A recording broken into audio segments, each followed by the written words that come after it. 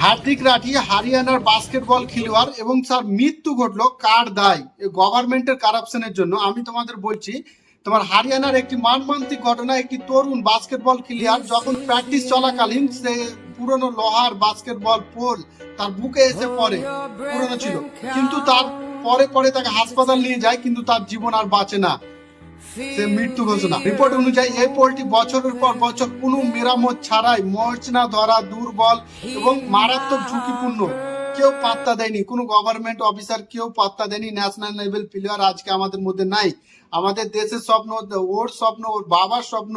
সে তার বাবাকে বলেছিল যে সে নাকি দেশের জন্য এবং তার বাবাকে নিয়ে এসে মেডেল দিবে। এটা দায় কে?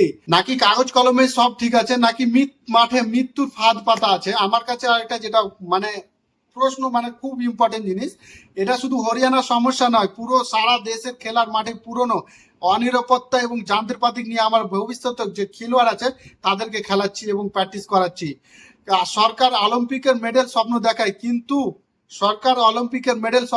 কিন্তু সরকার স্পোর্টসম্যানদের জন্য কিছু করে না।